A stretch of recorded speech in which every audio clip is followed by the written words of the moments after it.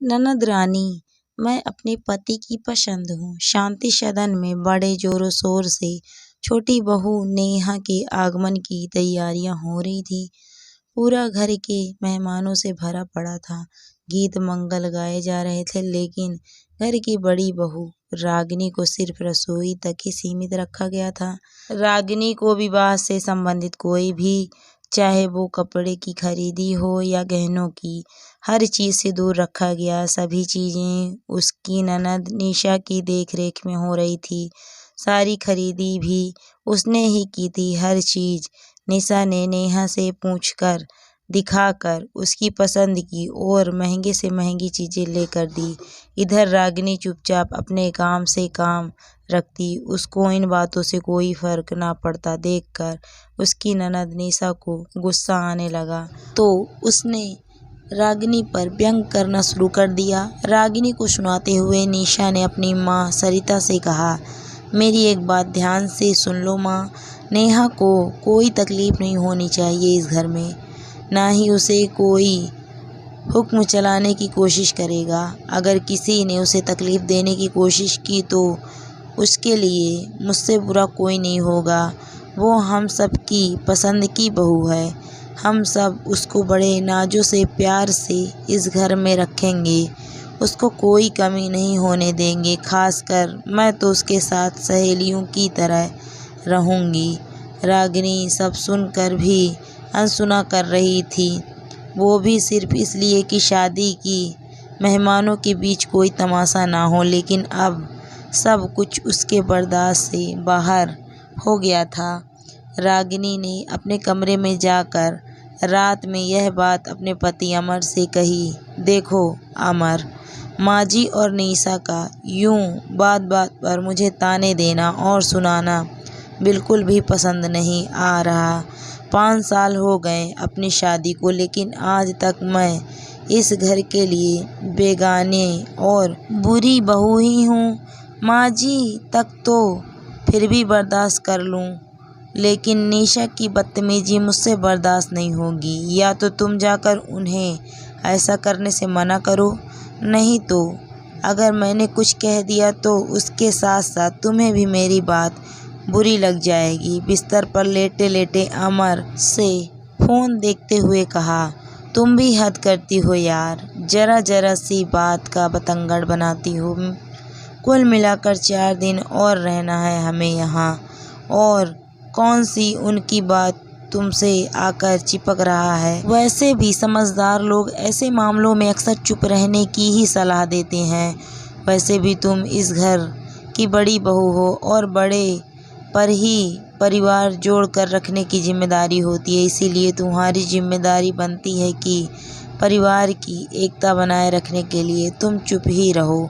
आखिर निशा तुमसे छोटी है, और मान लो कि निशा की जगह तुम्हारी छोटी बहन होती तो तुम क्या करती? तब भी मुझसे शिकायत करती? नहीं ना, तब तो तुम चुपचाप सुनकर मुस्कुरा देती, ये कहकर कि बच्ची है। क्यों, सही कह रहा हूँ ना मैं?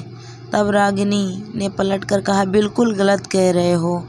तो अगर मेरी छोटी बहन ऐसा व्यवहार करती तो सबसे पहले उसे एक जोरदार थप्पड़ लगाऊंगी मैं, और मुझसे पहले मेरी माँ उसे थप्पड़ लगाएगी, क्योंकि हमें बड़ों का अपमान करना नहीं सिखाया गया, फिर चाहे वो कोई भी हो, माँ, भाभी या बहन।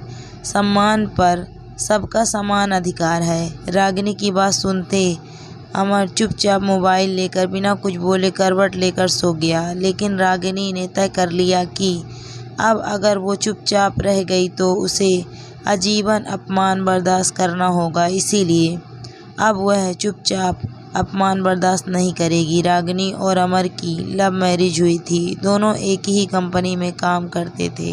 अमर के परिवार ने कभी भी परोक्ष रूप से इस विवाह का विरोध तो नहीं किया, लेकिन रागिनी की लाख कोशिश के बाद भी अमर के परिवार में कभी रागिनी को अपनी बहू भी नहीं स्वीकार किया। उसके हर अच्छे काम में हमेशा कमी और खोट निकाले गए। अगले दिन नेहा के आने के बाद उसकी मुंह दिखाई की रस्म चल रही थी। जो भी उसका घूंघट उठाता उसकी खूबसूरती की तारीफ किए बगैर नहीं रह पाता था।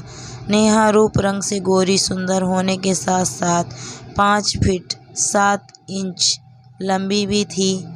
सभी मेहमान उसे देखकर एक ही बात कहते, क्या खूबसूरत बहू लाई है घर में, कद काठी हर चीज़ से परफेक्ट, किसी फिल्मी मॉडल की तरह। सविता जी की ननद ने बहू की तारीफ में 2-4 बातें और बढ़ा चढ़ा कर कहे कि तभी निशा ने कहा, अरे बुआ, नेहा किसी ऐसी वैसी की पसंद थोड़ी ही है, मैं खुद इस घर की छोटी बहू को पसंद किया है। आप ही बताओ, मेरी पसंद को कोई काट सकता है क्या? आप तो अच्छी तरह जानती हो मुझे ऐसी वैसी छोटी मोटी चीज़ पसंद नहीं आती। निशा की बात में हाँ मिलाते हुए सविता जी ने कहा, मेरी बेटी की पसंद तो हमेशा से ही 1 नंबर की होती है, इसीलिए तो इस बार इसे ही बहू पसंद करने की जिम्मेदारी इसके भाई और मैंने दे रखी थी। तभी तो हमारी छोटी बहू चांद का टुकड़ा। वहाँ मौजूद मेहमान के बीच खामोशी छा गई। सब रागिनी की तरफ देखने लगे क्योंकि सावली सलोनी रागिनी सामान्य काठी की थी और उसे अमर ने पसंद किया था। लेकिन रागिनी अपने व्यवहार कुशलता से सबके दिल में जगह बना लेती है। आज रागिनी का निशा का कहना बहुत बुरा लगा। आज उसके मन के साथ साथ उसका आत्मसम्मान भी बहुत आहत हुआ था। तभी रागिनी की बुआ सास ने वक्त के नज़ाकत को देखते हुए कहा, अरे खूबसूरती तो बस कुछ पल की ही होती है, असली खूबसूरती तो व्यवहार में होना चाहिए, जैसा हमारी बड़ी बहू रागिनी में है। बड़ी बहू तू भी कुछ बोल, क्या चुपचाप खड़ी सबको देख रही है? देवरानी की मुंह दिखाई की रस्म पूरी तो कर बता तो देवरानी कैसी है? सब ने हाँ में हाँ मिलाई और माहौल थोड़ा हल्का हो गया। बुआ सास की बात सुनते रागिनी अपना खामोशी तोड़ते हुए कहा, जी बुआ जी। निशा और सविता जी मुंह टेढ़ा करके घूर घूर कर रागिनी की तरफ देखने लगे। नेहा का घूंघट उठाया और उसे देखकर कहा, निशा दी, नेहा तो वाकई बहुत सुंदर है। मुझे तो आज पता चला आपकी पसंद इतनी सुंदर है। नेहा को देखकर तो कोई भी कहेगा कि आपकी पसंद तो वाकई बहुत सुंदर है। रागिनी के मुंह से इतना सुनते ही निशा ने घमंड से मुंह बिचकाकर गर्दन तो दूसरी तरफ घुमा लिया और नेहा से कहा, नेहा देखो, कुछ लोग खुद सुंदर नहीं, हमारी पसंद के नहीं हो तो तुमसे जलन भी रखेंगे, हो सकता है तुम्हें परेशान करने की कोशिश करेंगे, लेकिन तुम बिल्कुल भी डरना नहीं किसी से, क्योंकि तुम मेरी पसंद हो। तो तुम्हें कोई तकलीफ़ देने या तुम पर हुक्म चलाने की कोशिश करे तो तुम तुरंत मुझे फ़ोन करना, मुझे ऐसे लोगों का दिमाग ठिकाने लगाने आता है। तब रागिनी ने निशा के पास जाकर सबके बीच में अपने सास और निशा को गले लगाकर उनके कान में धीरे से कहा, अभी जो आपने नेहा से कहा, चाहे तो मैं भी कह सकती हूँ। बेशक मैं आप सबकी पसंद नहीं, लेकिन मुझे इस बात की बहुत खुशी है और गर्व दोनों है कि मैं अपने पति की पसंद हूँ और हम दोनों एक दूसरे की पसंद से पूरी तरह से खुश हैं और संतुष्ट हैं। एक गुजारिश भी करूँगी आपसे कि मुझे तो आप दोनों ने कभी झूठे दिखावे में भी आपने भाभी और इस घर की बहू होने का सम्मान नहीं दिया, लेकिन नेहा को अपने कहे अनुसार सारी खुशियाँ और सम्मान ज़रूर दीजिएगा। खासकर माँ जी, आपसे उम्मीद करती हूँ। फिर दूसरी तरफ अपनी सास से कहा, माँ जी, उम्मीद करती हूँ कि आप अपनी बेटी के साथ साथ नेहा को इस घर की बहू होने के अधिकार और पूरा सम्मान देंगी। इसके साथ ही उसकी पसंद नापसंद का भी इस घर में पूरा सम्मान होगा।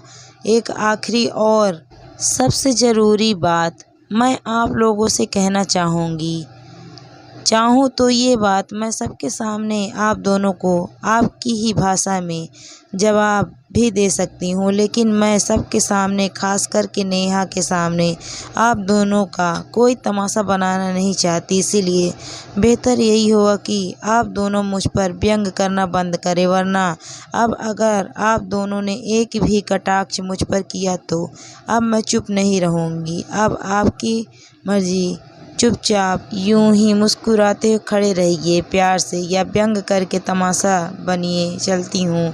सब रागिनी की तरफ देखने लगे, लेकिन आज रागिनी ने सबके सामने चुपचाप अपने मन की बात साफ साफ लफ्जों में निशा और सरिता जी के सामने रख दी।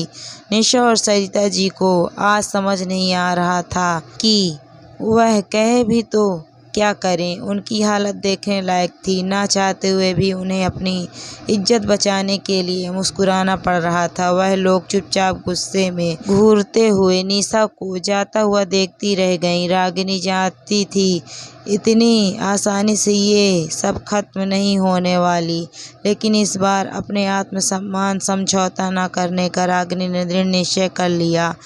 सारे मेहमानों के जाने के बाद सरिता जी और निशा अमर के सामने आकर तमाशा करना शुरू किया और उसके कही गई बातों को बढ़ा चढ़ाकर बताते हुए निशा ने कहा, भैया अपनी पत्नी को समझा दीजिए कि अपनी जलन अपने पास रखे और मुझसे तमीज़ से बात किया करे। अब अगर वह सुंदर नहीं और हमें पसंद नहीं तो इसमें हमारा कोई दोष नहीं, दोष सिर्फ उनका है। और आपकी पसंद भी को न जाने क्या हो गया था कि ऐसी लड़की पसंद आई आपको।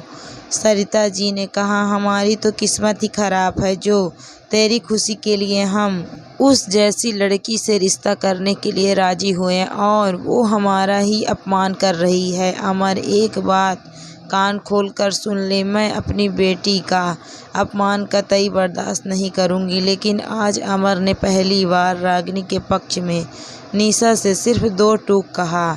निशा, किसी से सम्मान पाने के लिए पहले हमें सम्मान देना पड़ता है और रागिनी तो तुम्हारी बड़ी भाभी है और उसे मैं पसंद किया, हाँ ठीक है, उसी तरह जैसे तुम्हारे लिए नीलेश जी को पसंद किया था।